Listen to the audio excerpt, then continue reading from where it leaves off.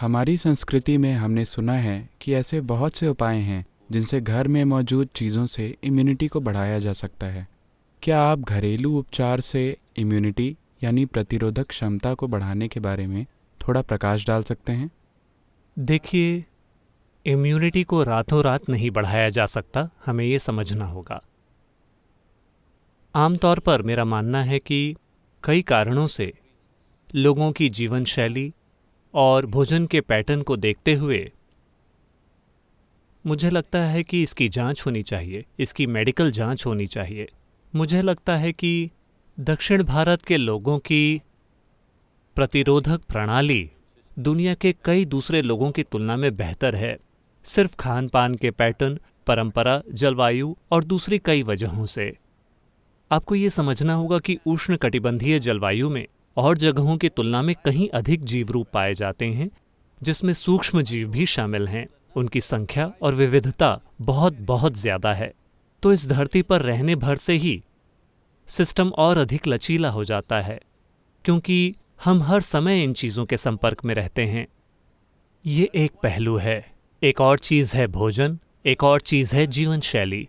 ये सभी पहलू हैं। बड़े पैमाने पर कृषि समुदाय होने की वजह से हम में से ज़्यादातर लोग, अगर इस पीढ़ी में नहीं तो पिछली पीढ़ी में, हम सभी कृषि समुदायों से ही आए हैं। तो लोग ज़मीन पर रहते थे, इसने ही उन्हें ज़बरदस्त मजबूती दी।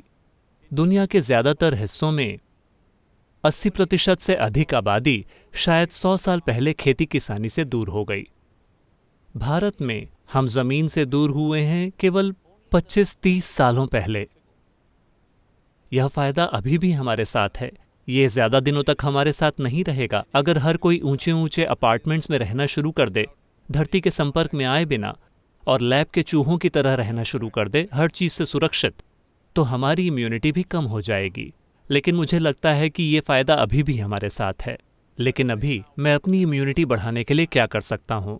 जैसा कि मैंने कहा, ये कोई रातों रात होने वाला समाधान नहीं है, लेकिन समय के साथ आप ऐसा कर सकते हैं। तो चलिए मैं हमारे आसपास उपलब्ध कुछ आम चीज़ों के बारे में बताता हूँ। एक बात है, मुझे ये ज़रूर बताना चाहिए, हम पवित्र भस्म वाले लोग हैं। हम हमेशा किसी न किसी तरह से भस्म लगा कर रखते हैं। अगर आप इसका उपयोग करना जानते हो तो कई तरह की भस्म होती है। मैं आपको इसके बारे में इस तरह से निर्देश नहीं दे सकता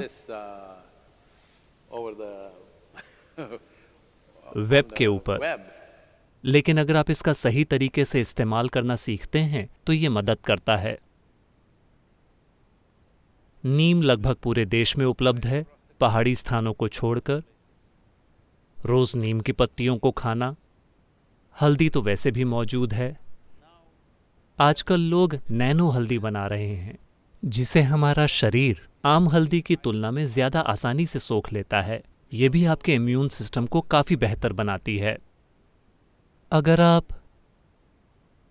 आप आंवले को, जिसे गूसबेरी या नल्लीकाई भी कहते हैं, अगर आप इसे रात भर शहद में भिगोकर रखते हैं, साथ में कुछ टूटी हुई काली मिर्च या ग्रीन पेपर, मैं उन लोगों के लिए कह रहा हूं जो दूसरे देशों से हैं। ग्रीन पेपर से मेरा मतलब हरी मिर्च नहीं है, कहने का मतलब है कच्ची काली मिर्च, जिसे आपने दुनिया के ज़्यादातर हिस्सों में नहीं देखा होगा। यहाँ ये हमारे लिए बहुत आम है। तो इसे शहद में भिगोएं और हर दिन 3 चम्मच, दिन में 3 बार इसका सेवन करें। ये सभी चीज़ें सबसे अच्छी तरह तब काम करती हैं जब आप खाली पेट होते हैं, तो सुबह सबसे पहले आप इसका सेवन करें। अगर आप ये चीज़ें करते हैं तो आप अपने इम्यून सिस्टम में काफ़ी बढ़ोतरी देख सकते हैं। मैं कहूँगा कि 4 से 8 हफ्तों में आप देख सकते हैं कि आपका इम्यून सिस्टम काफ़ी बेहतर हो गया है।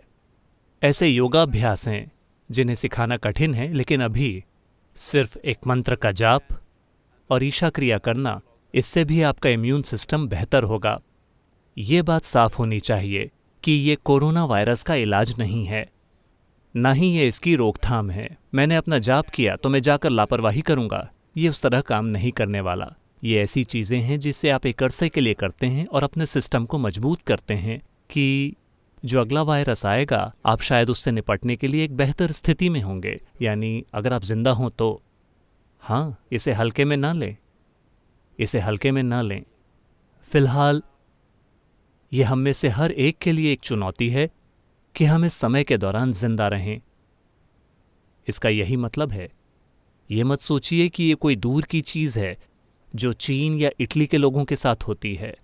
अभी अगर हम बने रहें, अगर आप इन 6 से 8 महीनों के दौरान जिंदा रहें, तो इसका मतलब है कि हमने इसे जिम्मेदारी के साथ निभाया है।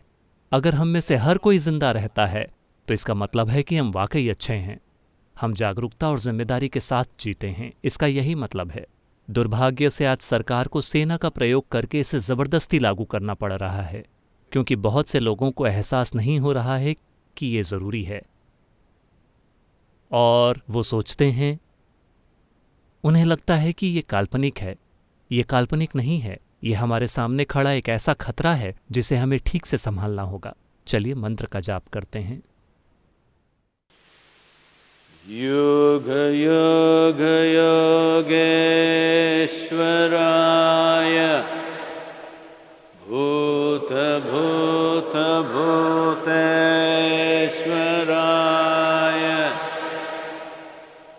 काल काल कालेश्वराय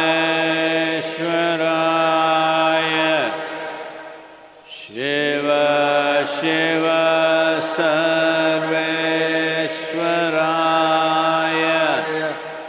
शंभो शंभो